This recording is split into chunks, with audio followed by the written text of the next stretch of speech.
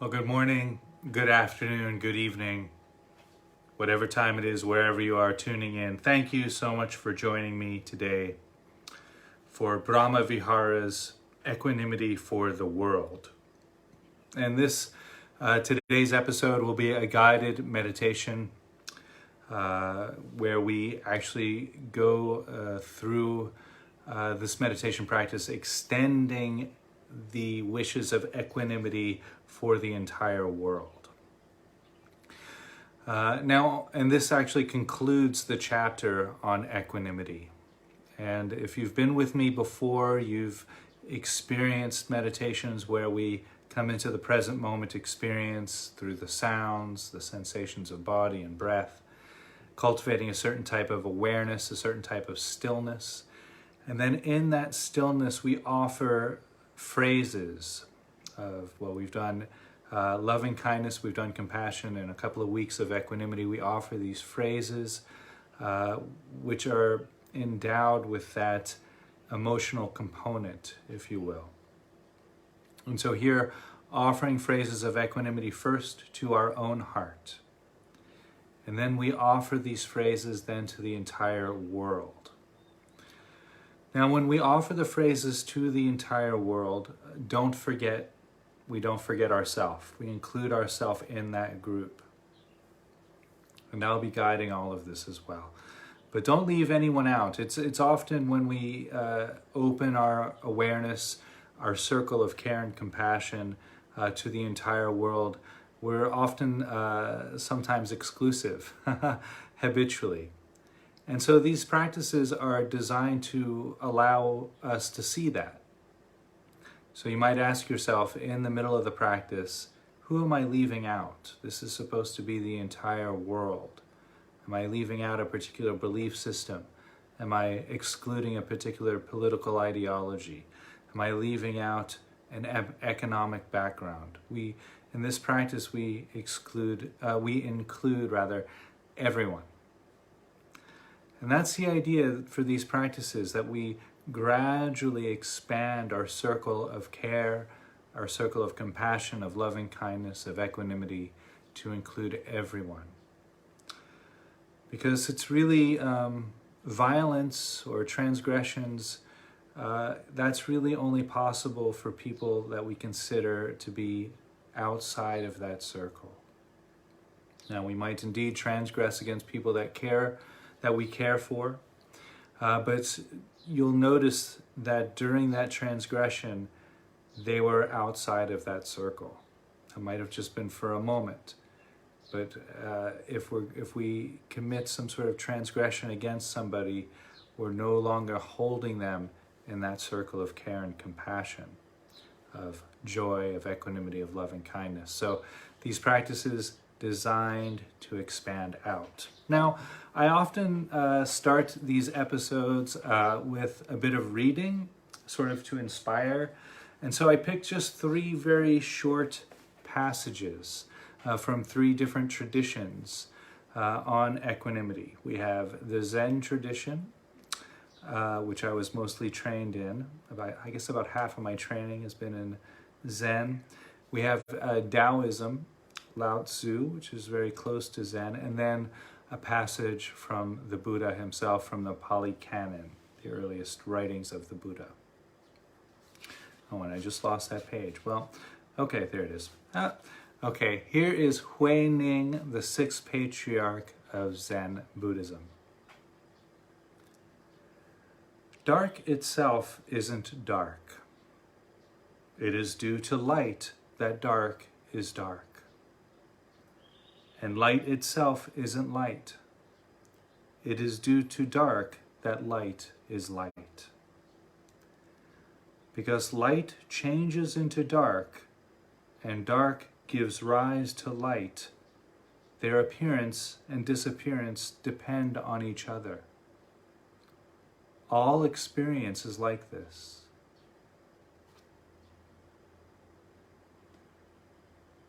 So Huineng clearly encouraging us to find that middle ground, not holding on to light or dark, not holding on to any concept.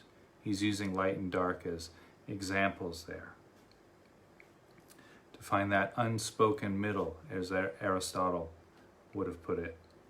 Lao Tzu.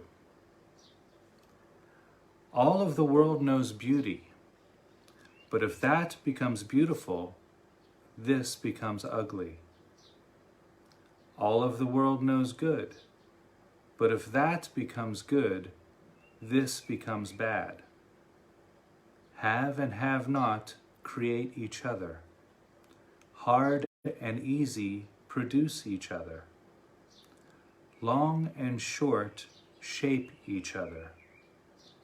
High and low complete each other. So Lao Tzu there really pointing at that same teaching, how when we fall into one side of the extreme, we fall into a dead end, and how we can step out of that dead end by recognizing that every concept has an equal and opposite concept. And so we find again that middle ground between two, and the middle ground can't be defined. As soon as we define the middle ground, that turns it into another concept which we're striving towards, which we're grasping towards, which we're clinging to, and that creates another equal and opposite which other people strive towards, cling to, and so forth. So the middle ground has to remain undefined. As soon as we define it, we create an equal and opposite to that definition. And here's the Buddha himself pointing at that exact idea there. And this is an exchange between the Buddha and a Brahmin, a wanderer named Vachigota. How is it, Venerable Gotama? Does the self exist? Asked Vachigota. The Buddha remained silent. Then, how is it, Venerable Gotama? Does the self not exist? The Buddha again remained silent. Eventually, Vachigota got up from his seat and went away. The Buddha then turned to his attendant Ananda and said, "If I had answered the self exists, that would have encouraged eternalism. And had I answered the self does not exist, that would have encouraged nihilism." Now, on first reading that passage, one might think that the Buddha is just not answering the question. He's just letting this questioner kind of burn himself out and leave. But when you really sit with that, you come to realize that he's actually answering the question with that silent space. Does the self exist? Silence. Does the self not exist? Also silence. So allowing the silence to be the answer between the two extremes of nihilism or nihilism and eternalism. So again, pointing at that undefinable, unspoken middle ground. And the reason why I'm reading these three passages is because the practices of equanimity are really designed to allow us to find that unspoken middle, the place which lie between beliefs, between identifications, between the places that we delight and revel in. Okay, so I hope that was inspiring and inspired me. And I will ring the bell. I'll guide us into the present moment. We'll do this through breath, body, and sounds today. Remember, sensations of breath and body are always right now. The sounds of the present moment also always right now. So we'll come into the present moment in that way. Then we'll offer these very precious phrases of equanimity to our own heart.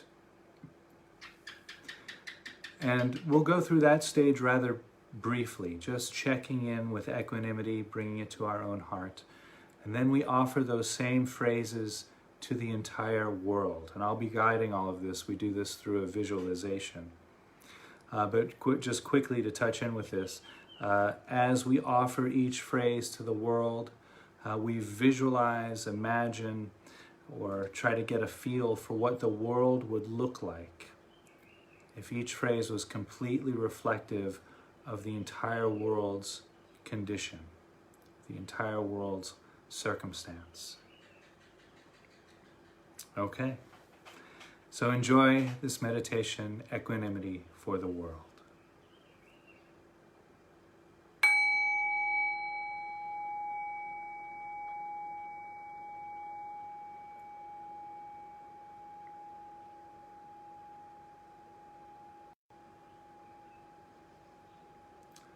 So allowing the body to rest, allowing your muscles to relax and grow soft. Allowing the mind to rest, just coming into this present moment experience. Allowing the heart to rest, vast and open, like the blue sky.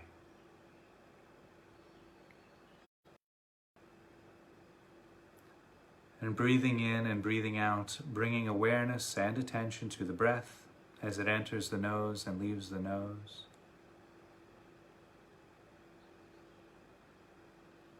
Noticing the breath touching the back of the throat.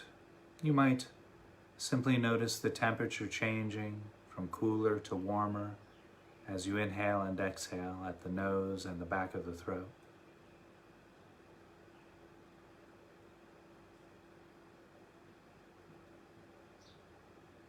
Noticing the rib cage expanding and contracting with each breath. The rising and falling of the abdomen as you inhale and exhale.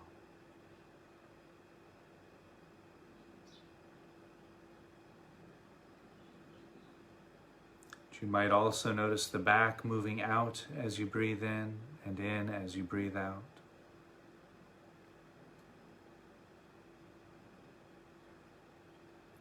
Noticing the shoulders rising and falling with each breath.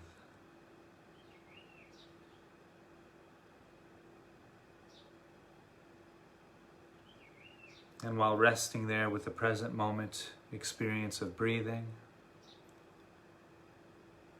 you might also notice sensations of clothing resting against the shoulders, the arms resting against the body, noticing the hands resting against the body or touching each other.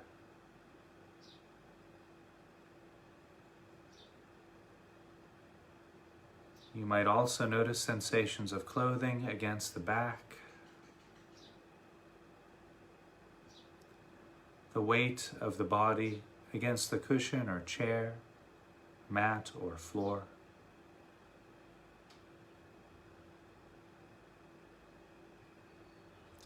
Sensations of clothing against the legs,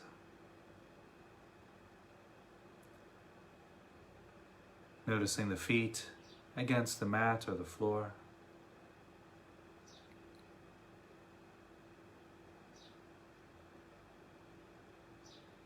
You might also notice sensations arising from the back of the neck,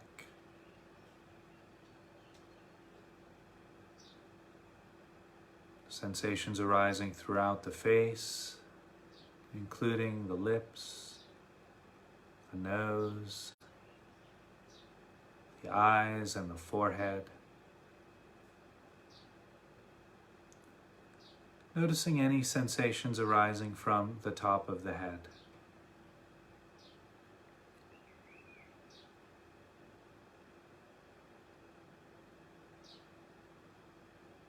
And while resting here in this present moment experience of the sensations of breath and body,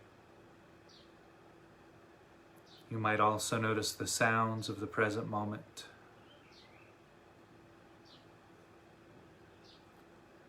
You don't need to focus on any one particular sound, but noticing the entire canopy of sounds. Hearing all of the sounds all at the same time.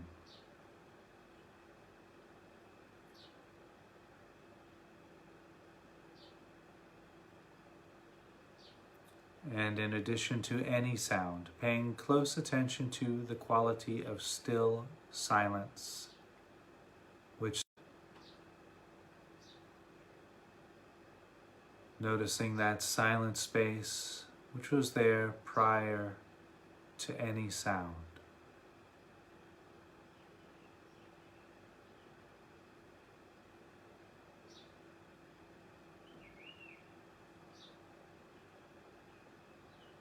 And so we'll rest right there just for a few moments, maintaining open, spacious awareness on the silence and sound, sensations of body and breath,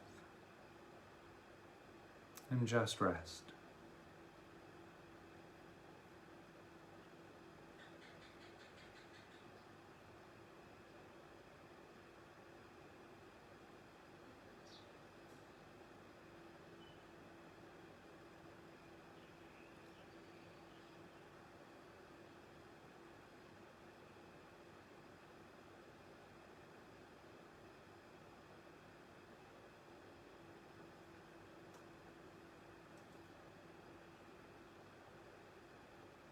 And now, while maintaining that open, spacious awareness, we'll begin offering these very precious gifts of equanimity to our own heart, as if we were bringing our heart the most precious, rare gift.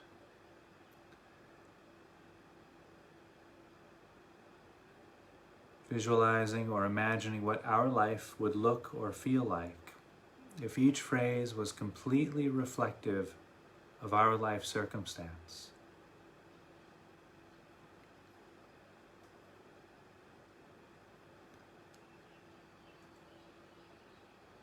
May I be free from preference and prejudice.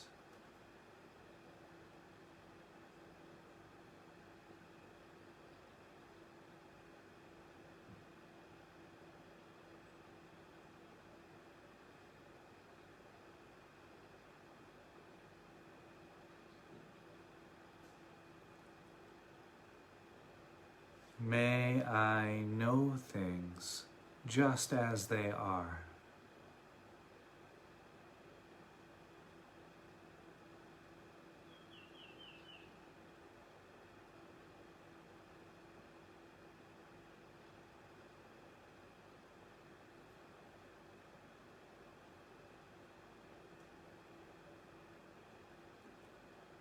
May I experience the world knowing me just as I am.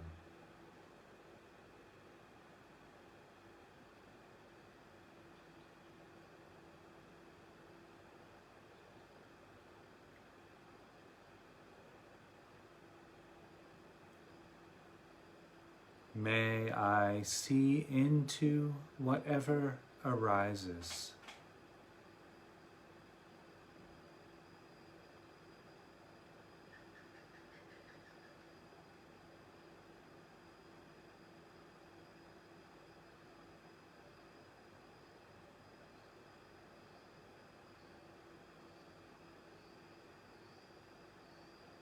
And now, while breathing in and breathing out, allowing a visualization to arise in your mind's eye.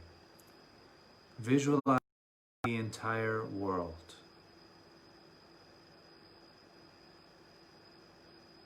All of the people, all of the inhabitants, all of the sentient beings of the entire world. People from all walks of life, all race, all political ideologies, all beliefs, all religions, all walks of life, all economic backgrounds,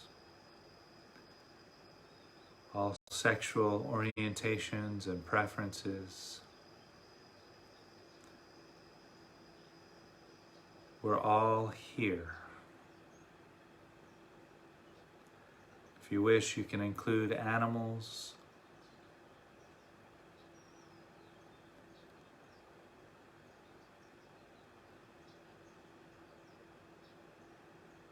while allowing this visualization to appear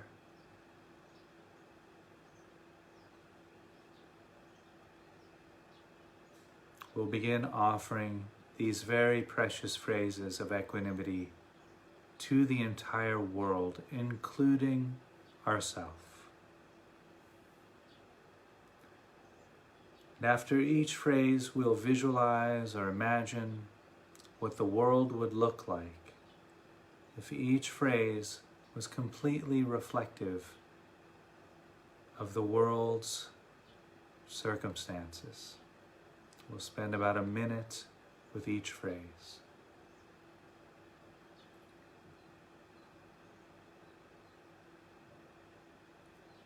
May we all be free from preference and prejudice.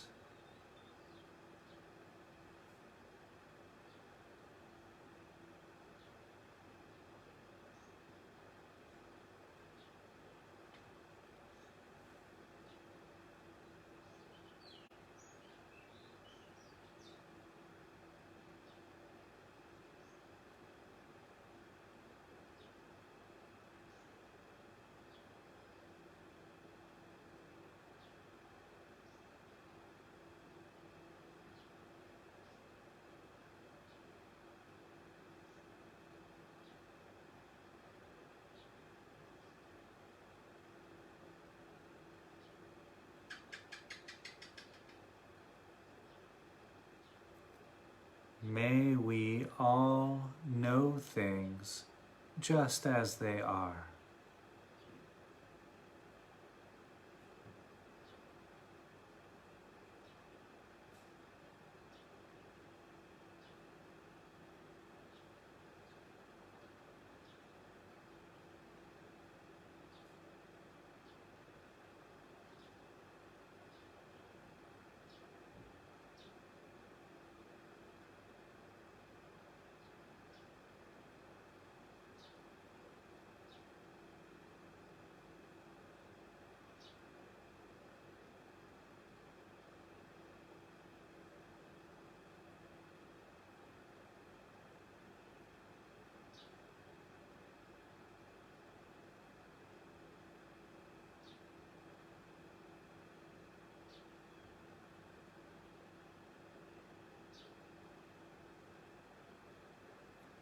May we all experience the world knowing us just as we are.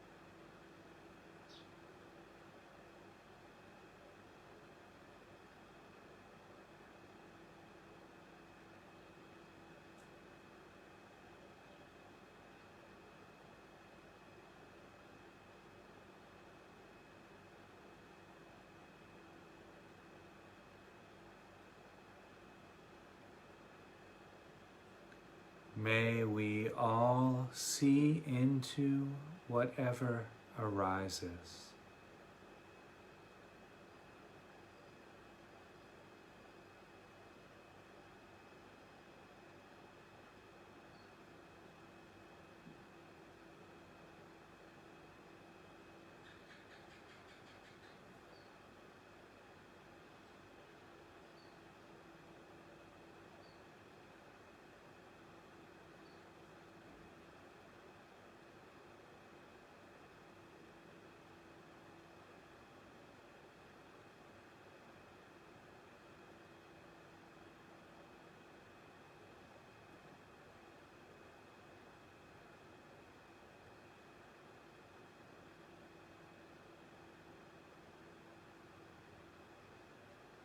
May we all, the whole world, be free from preference and prejudice.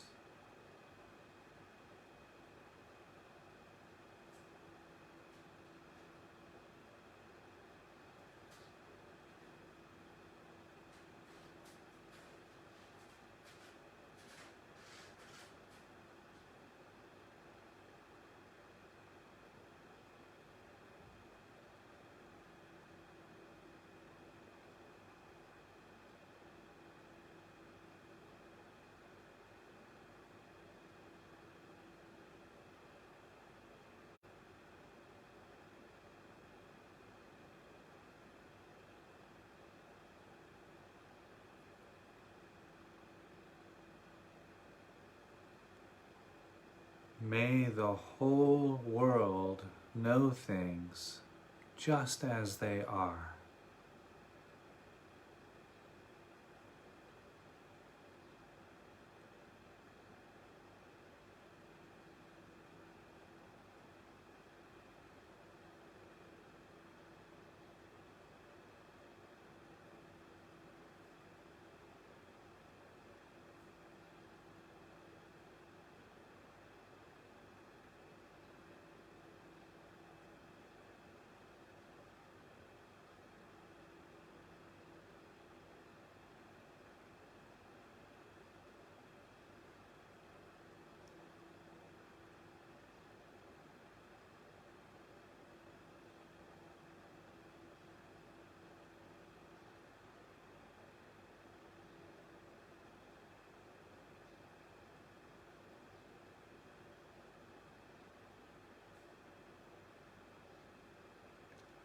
May the whole world experience the world knowing us just as we are.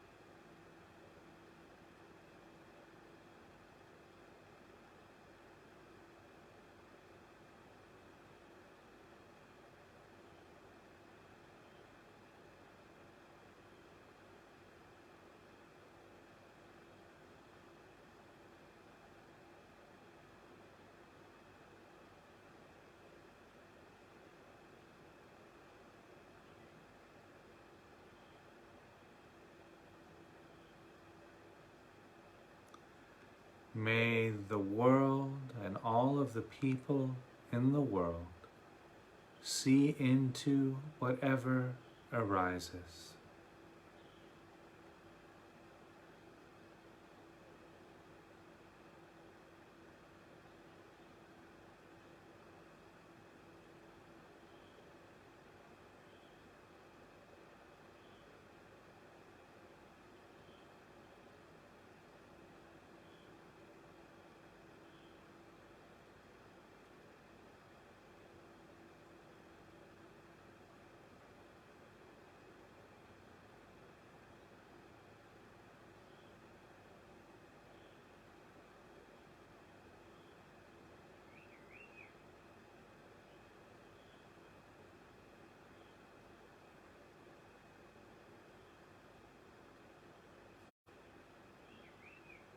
And breathing in and breathing out, allowing any visualizations in the mind's eye to dissolve. You can let those fade back into the open, spacious awareness from which they came.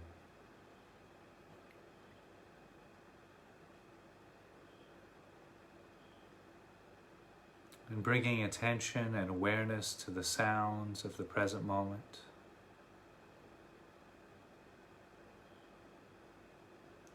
And simply noticing the entire soundtrack of the present moment as it unfolds.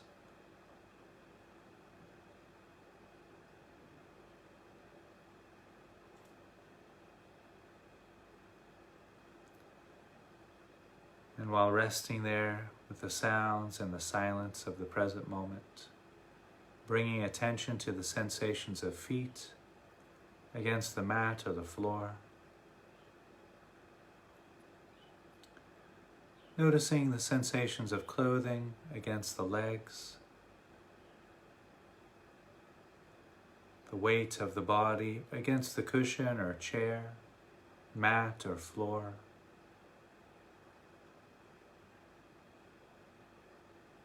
Sensations of clothing against the back.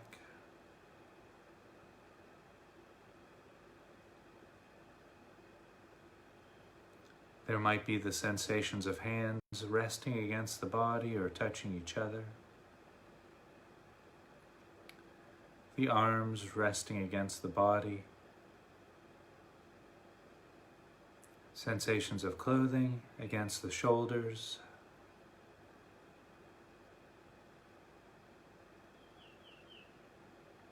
You might notice sensations arising from the back of the neck,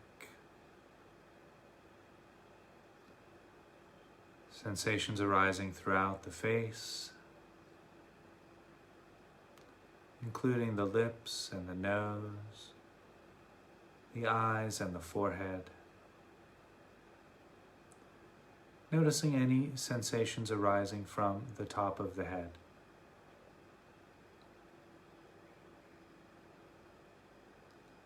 And while resting there, with the sound and silence and the sensations arising throughout the body, noticing the breath entering and leaving the nose,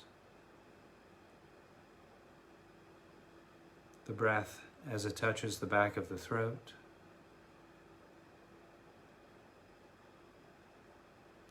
noticing the rib cage expanding and contracting as you inhale and exhale.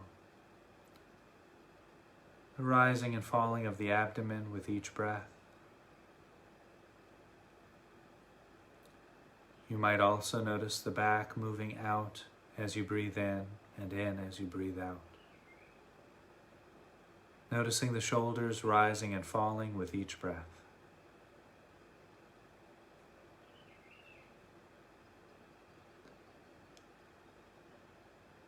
And as you inhale and exhale, we'll just rest right there, maintaining open, spacious awareness on the silence and sound, sensations of body and breath, and just rest.